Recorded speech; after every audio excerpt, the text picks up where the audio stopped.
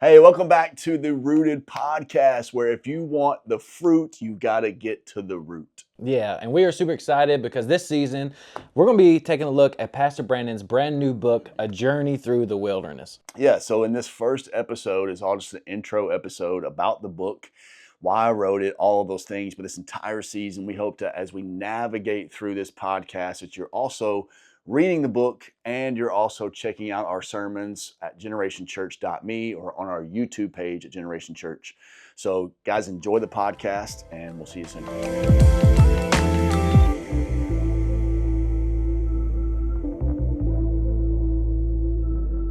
We are super excited to have some conversation about a book that has just been released by Pastor Brandon Petty, and we are super excited to just take a few moments to dive into the book, talk through why the book was written, who it was written to, and the hope of the book. And so I'm joined with pastor and now author Brandon Petty. Maybe you've stumbled across this podcast. Maybe you've been following Brandon for some time now. But if this is your first time meeting Brandon, would you just share a little bit about who you are, what you get to be a part of, and then maybe just the journey up into the book? Yeah, absolutely. Obviously, been pastoring Generation Church for 14 years now. We launched Generation Church on March 4th, 2012. And, man, it's been an incredible journey. As you guys know, I actually wrote a book about it. But, no, I mean, I was in student ministry for 15 years and now lead pastor for 14 years. So still feel like I'm a rookie in a lot of ways, learning and growing. But excited about the book. You know, one of my goals over the last several years was to become an author and to write more. I enjoy writing. It's therapeutic for me. But it also helps give me space to process and to also share what I feel like God's putting on my heart and doing in my life. So, yeah, man. I know I'm super proud of you and just grateful to be underneath your leadership at various capacities over the past 14 years. And so through reading the book, there were some things I'm like, I remember that. And so where could people find the book? Maybe they stumbled across the podcast and they want to read it and buy it. Where could they purchase it at? Yeah, obviously Amazon.com. That's the number one place to find it. If you attend Generation Church, we'll have some available in our merch store. And then I'm getting ready to release a website, brandonpetty.org, and that'll be a place where you can find other resources. Maybe you're listening to this and you're interested in maybe purchasing the book for your church or even having me come out and speak at an event or preach at your church or talk about the book, whatever it may be. There's actually, we'll talk about this throughout the podcast, but there's actually places at the end of each chapter to actually have questions. And so it's actually a book that a small group can walk through. So that's the main places you can find the book. And what's really cool, our church has gone through a sermon series based through the book as well, and you can find those on our YouTube channel or generationchurch.me. Yeah. So really good resource if you're currently reading the book. Before we dive deep into this, I know you've mentioned writing the book was a journey. Yeah. There were some things that were very exciting, but you also experienced, I would argue, probably a wilderness as you were writing it. Yeah. I would love, before we just dive into the book itself, talk a little bit about that process. Yeah, man. So I've always enjoyed writing, but if you've never gone on a journey to actually write something to publish it, there's a difference between like, man, I feel like I'm creative and I can write and all this stuff, and then actually going through the editing process and the publishing process where you realize, oh my gosh, I still have a lot to learn when it comes to writing. I'm really thankful. I want to give a shout out to Miss Joanna Price. She was my editor on this project, and she was incredible because she didn't just like slash, cut, highlight, underline, kick me in the teeth. But she actually, it's cool because it was like a perfect picture of discipleship. She like brought me along. She would send me resources. So I almost was like going to school. I was building the plane while flying it.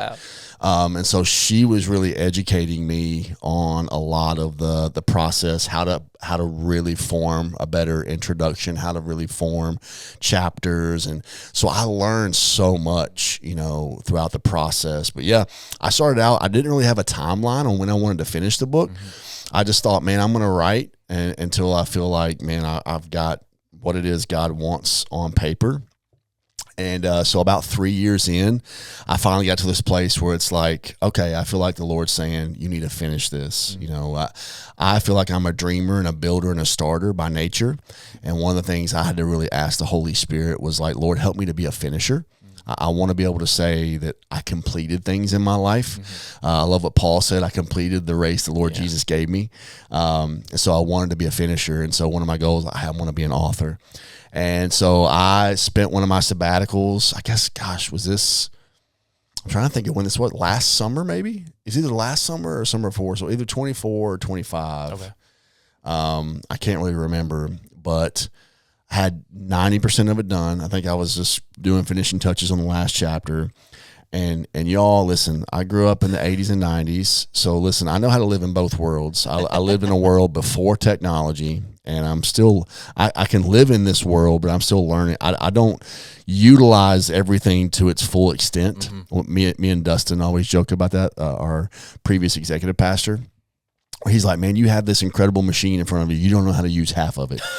And, man, I was Mr. Hard Drive guy. Like people would talk about the cloud all the time, and I'm like, what's up in there? You know what I mean? Like, why is stuff going out there? I want it right here. I can't pull stuff out of the air, So I literally had none of it saved in the cloud. It was all on a hard drive, and my laptop got zapped. I accidentally spilt water all over my laptop, and I lost 85% of the book.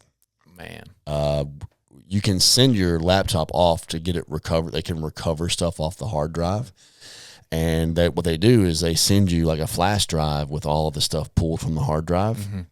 And we spent $1,500, probably more expensive to do that than to buy another laptop, because I had to do that too. $1,500 for a flash drive that had everything from my laptop but my book. Wow. And so, like, I wrestled with, like, am I supposed to release this? Am I supposed to do this? And so I literally went 3 months, and I was just like, I was so disgusted, so frustrated, discouraged. And people kept asking me, hey, man, like, what's the update on the book? And, man, I just felt like the Lord spoke to me one day and was like, so are you just going to give up? Wow. Because sometimes we over-spiritualize things. Like, man, maybe God didn't want me to write that book. Well, no, maybe I shouldn't have spilled water on my laptop, you moron. Maybe you should have backed stuff up to the cloud. You know what I mean? If it ain't backed up 3 times, is it really backed up? I know, yeah. And so I just remember saying, okay, I'm giving myself 2 months. And I set aside time every week, and I went all in. And so, yeah. And then, of course, going through the editing process, I remember it was the summer of 2025. So, yeah, it was summer of 2024 when that happened. Okay. Summer 2025, fast forward, I finish it, and I'm like, okay, I'm going to release this by Christmas of 25. And then I got in the editing process. And it was kind of one of those things, like I remember when we started the church, my wife and I had left the church that we were at as youth pastors like in December of 2010. And we were like, oh, we can launch, like spring of 2011, And as you get in the process, you're like, maybe we should like push this thing off. I've got a lot to learn and not ready. That's kind of how it was with the editing process. I really wanted to walk through slow and make sure that I did it right. Yeah. And so, man, here we are, in August of 2026, 2 years after I almost gave up. Right. And it's finally here. And now I'm holding a copy of your book. There and it is. So how exciting. And the reason why I wanted to ask that, because I think that is just worked into your journey and some conversations within the book of like things take time. They don't always go as we think or as we have planned. And so I don't think you can make that stuff up, man, with your journey and process of writing the book. And so I know it was difficult and you could have given up. But like our relationship with Jesus, it's a journey, and sometimes hard things happen. And well, so, I would say this too, like sometimes the greater the distance from something, the more time you have to process and understand, and you actually, I'm just a firm believer, like you can learn from an experience, but the further removed from the experience, you learn even more. Yeah. And so I actually believe the book is better because of that, because the more years that I spend walking through my own journey, I'm still learning from that. And so I was able to actually probably communicate more than I was able to, even though it was only like a year's difference. A year made a huge difference in my own healing process, and I was able to actually communicate it even better. So sometimes when it's fresh, like if this would have happened to me last year, you're not going to be able to have the richness of what you learned a year later. But here we are, we're almost 11 years. We're 11 years removed from some of the events that happened in the book, that the further you get away from it, the more you're able to communicate and from a healed place. That's probably better than if I had done it originally the way I planned. So I remember just having conversation about, like, at first it was frustrating when you lost some of the files, but then you were starting to become more grateful in a sense of like, hey, I've changed some things, and I like the way that this has turned out. And so maybe talk about why you wrote the book. When did you feel led to, like, hey, you know what? I feel led to write a book and talk through some difficult things in your life. You unpacked that. But what kind of started stirring this idea of writing a book and sharing your story through your writing? Yeah, I mean, it's similar to even like where I'm at today as a pastor. Like, I never set out to be a pastor. You know, like I really think my whole journey, starting from the time I gave my life to Christ at 18, was just a series of what I call awakenings, or moments where you discover something about your life as you're kind of journeying towards your walk with Jesus, where it's like almost an epiphany, like you discover things about your life, your calling, whatever it may be. And so I never set out to be a pastor. I really wanted to be a youth pastor. I loved youth ministry so much, so I wanted to do it all my life. But along the way, God kind of said, like, hey, you have this gift. There's some things that maybe I am called to this. Maybe I can do this. And so same deal with the book. Like, when I walked through a lot of the things that I shared in the book in 2015, I went through like a 3-year, counseling therapy process, went through a lot of different stuff that I share in the book. We'll talk through as we get through the podcast. But I think along the way, what I learned, there are 3 things, the way that we are designed to handle stress or anxiety or even trauma. And that is talking about it. They say physical exercise is a way that the body and the soul actually sheds stress and anxiety and trauma. And then the last one is writing it down, like actually processing on paper.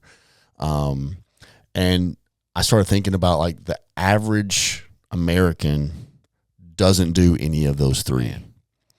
We have a society that definitely don't want to talk about it. Right. Our MO is to hide it, push it under the rug. So then we live a life of passive aggressivism, or we have other toxic ways that we deal with our stress, anxiety, or trauma. And then you got people that definitely we have a more sedentary culture than ever, especially where we live in the South. Very sedentary. Like, people don't get out and exercise. People are either overly busy, or we're so overly entertained. We'd rather sit around. We have the luxuries and comforts of not getting out. And then last but not least, like, I think writing has become a lost art. Right.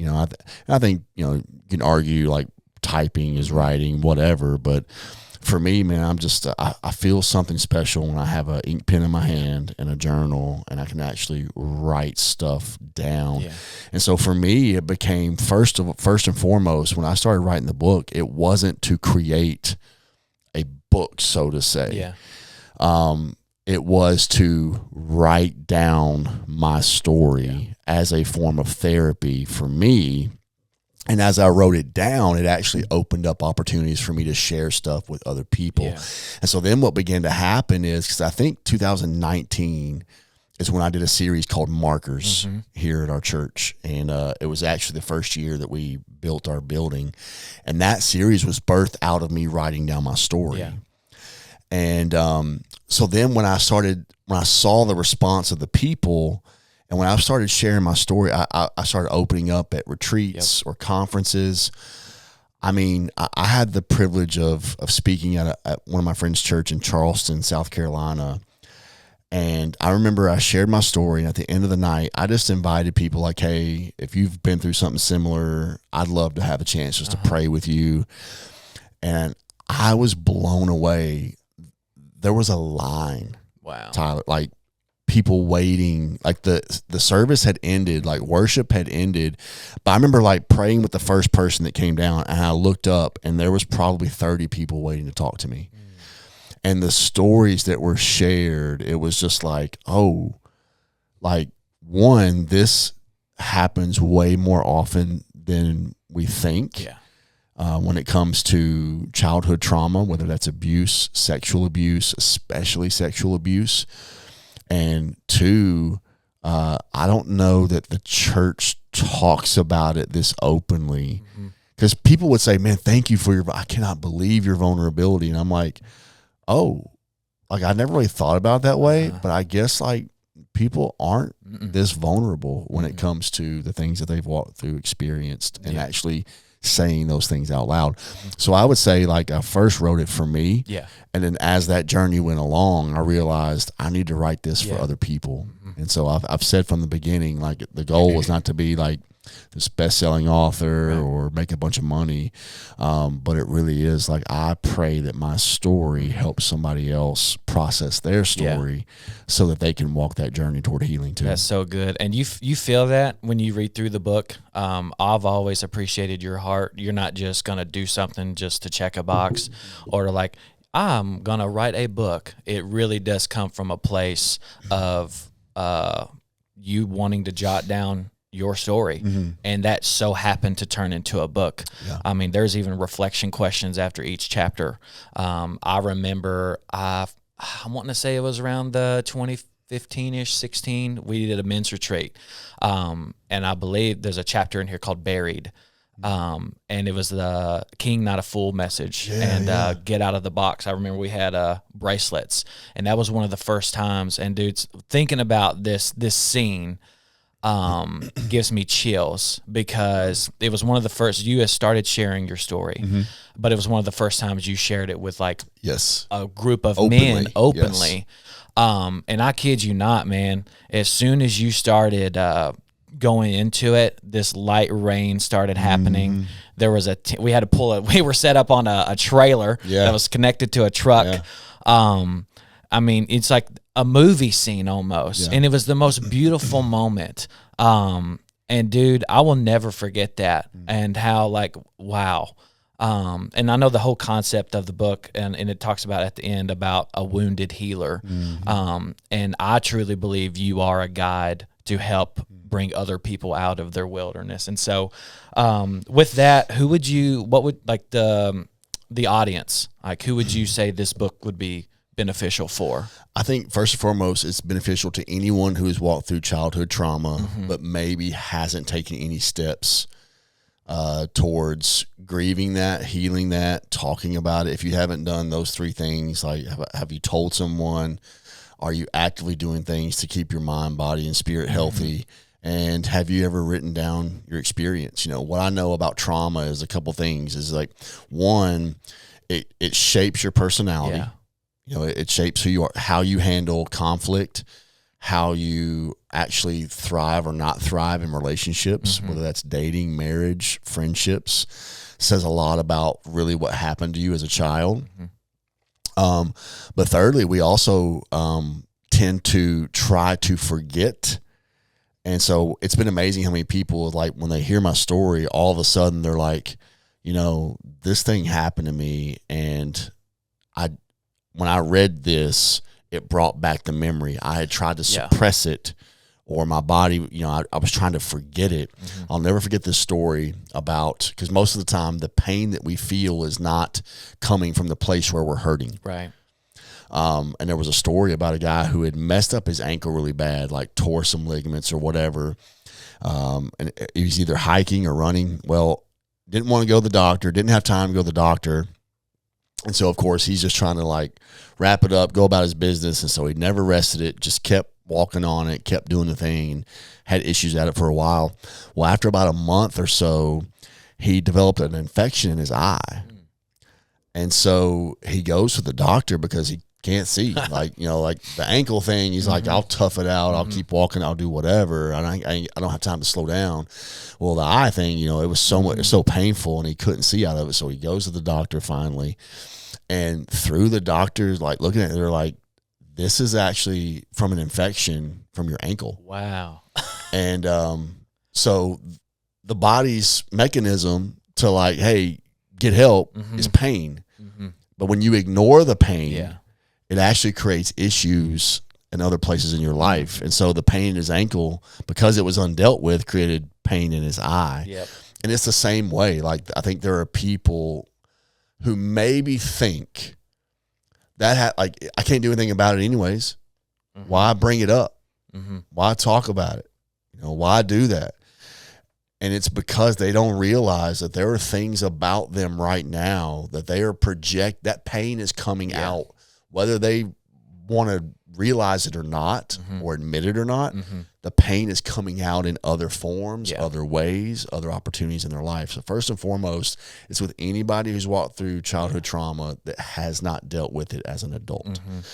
I would say, secondly, it's for pastors and ministry leaders who maybe want to find ways. Maybe you didn't walk through those things, but you're looking for tools and ways that you can help others in your church or friends or family members that you might know, because you might read it, but man, that's crazy. It wasn't my story.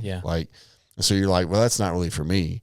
But maybe this book is something you could get for someone else and say, hey, here's some tools and some ways and resources to help you in your journey, and some questions for you to wrestle through. And I'd love to like talk with you about it. So that's incredible. I mean, to your point of like, you might not necessarily be able to resonate with all of what's going on in here, but if you're a ministry leader or you lead people at whatever capacity, I would almost guarantee it, you will be confronting people who have gone through some of these things.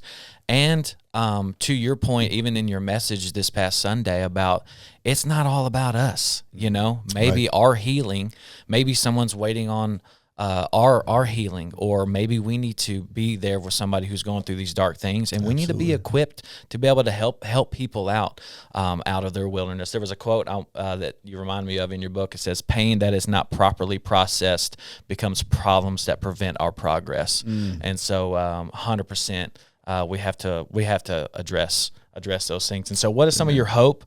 Maybe some of your expectations with the book as well. Man, like I said, I think it's just so wild. So we did a book launch party this past Sunday night. This is Tuesday when we're recording this. And so we launched the book this week, and Sunday night we had a book launch party. We celebrated and did some signings, all that kind of stuff, and had a gentleman in our church who bought the book the night, went home and read it. Wow. And then basically messaged me through a friend yesterday, just saying like, man, I've never dealt with, he basically said like, hey, I had so many issues as a child through my trauma that I was telling my teachers before age 10 that I didn't want to live. And he said, I've never been given the tool set to properly deal with my past. And I just want to thank you, because now I have some stuff that I can actually do this in a healthy way. Yeah. That's my expectation, man, is that just people read this. But I also I hope, because sometimes you can look at a title of a book and you judge a book. It's I wonder where they got that saying. Judge a book by its cover. So it's to be like find healing when life hurts, right? Yeah. And it's like, okay, like it's gonna be one of those like, gonna hear this sad story and yada yada yada, and it's really not that. Like it's funny. When my wife read it, I remember she was sitting there just crying, and I'm like, "Is it that bad?" Bad? And she's like, "No, I hate the first 3 or 4 chapters. I don't like this. Because I have to start with the painful stuff to get to the healing and hope." But my expectation is not that you just hear a sad story, but that you see that God is at work throughout humanity, even when it looks like it's so dark and dreary that all you tend to focus on is what's happening to you, but you don't see the larger picture of how God is using everything to bring this full picture of redemption to a close in Revelation, right? Like I was just reading in Matthew this morning, the genealogy of Jesus, and basically it goes from Abraham to David, from David to the exile, and then from the exile to Mary and Joseph. And what's beautiful is there's a line in Matthew in chapter 1 when it makes that transition between David and the exile, where it gives, I wish I could remember off the top of my head who it was, but it's like so-and-so begat so-and-so during the Babylonian exile. So let's look 30,000 foot view. This is Matthew writing about the birth of the Messiah, and whoever that was that had a son during the exile wasn't going like, man, this is going to be a relative of the Messiah. They were trying to survive a dark, broken. I mean, when you read about the Babylonian exile or the Assyrian exile in the Old Testament, bro, I mean, you read through the prophets, it's depressing. It's depressing to watch a people continue to just be hard-hearted, rebel against God, and God say, okay, I'm going to let you have your way. That's actually going to lead to like these other nations taking you over, and some of your women and children are going to die. Some of your young sons are going to die, and some people are going to be made slaves. And so think about that. They're taken from their homeland, put in these strange lands. But God says, while you're there, go ahead and plant vineyards, have families, get married. And at the time, they're like, well, that don't make sense. But they don't realize God's saying, yeah, but as you continue to move forward in life, you're actually a part of my plan to bring my son into the world. And so that's what I hope, is that people don't just zero in on like, because I say this in the book, my testimony is not bad things happen to me, but now good things are happening to me. Yeah. And that's how God does things. My testimony is I was dead in sin. Now I'm alive in Christ, only because of the grace of God. Right. So sometimes people say, I don't have a testimony. Well, then you don't know the gospel. Come on. Because your testimony is not, I did a bunch of bad things, now I don't. Or a bunch of bad things happened to me, and now they don't. Your testimony is, you were far from God, you were lost in sin, you were dead in your sin, and that sin was sin that happened to us, sin that happened around us, and sin committed by us. Like there's a whole encompassing, like sometimes we think, well, so-and-so is a good person, they didn't deserve that. Maybe, but here's the thing. This is the result of sin. Right. You have abuse. You have neglect. You have abandonment. You have all of this sexual sin. That has to alert me of like, man, we need a savior. Yeah. And so all of this really points to the cross. And that's my expectation, is that the book would point to the cross, not to just what happened to me, but I am just a story among millions of stories of how sin has darkly and wickedly affected our world, and we need Jesus. He's the only solution. He's the only way out. Yeah. And I think another thing, the one I appreciate about you and this book, is I think it gives people permission to talk about things, because depending on what generation you grew up, I mean, far too often it was like, don't talk about that. Yeah. We're not going to talk about that. We're just going to sweep that under the rug. Mm-hmm. And I think not only in our house, at Generation Church, have opened up and given permission for big burly men to feel stuff. There's been many men's retreats where it's like, bro, you're crying right now. I never expected you to be crying or feel things or experience things or just sit in things. I mean, just going back to you just recently talking about when you preached at that church, 30 people lined up, and maybe that was the first time they ever felt permission and felt okay with actually talking about this stuff. Well, bro, you brought up our probably most monumental men's retreat. I want to say it was 22. You might be able to help me. 22, 20, between 21 and 23. Yeah. You know, we had seen some success in our men's ministry and men's retreats, but that year was what I call like a marker moment for our men's ministry. Because I just want to say this, like, there's a difference between tough and resilient. Yeah. A lot of men want to be tough, but I think men need to be resilient, and there's a difference. Tough is really a projection of pride, and tough just means calloused. You know, tough just means you're not a comprehensive man. You can only respond to life in one emotional category, and that is violence, pride, like no care, no compassion, no empathy. That's not a comprehensive man. You can be tough, but not be a comprehensive man. Resilience is different. Resilience is everything that's happening in my life, I actually use it to heal and strengthen myself to become a person who can serve society, humanity, and my family at the highest level possible. That's resilience. I can take a beating and not just keep on ticking, not take a licking and keep on ticking, so to say, but I actually take that, absorb it, allow God to do something with it to where now my work, how I leave my home, how I interact with people actually brings life to other people. It's death to life. Yeah. God does that in and through us. To me, God wants resilient men, not just tough men. Yeah. And so what we saw out of men was that we had a lot of tough men, but they weren't resilient.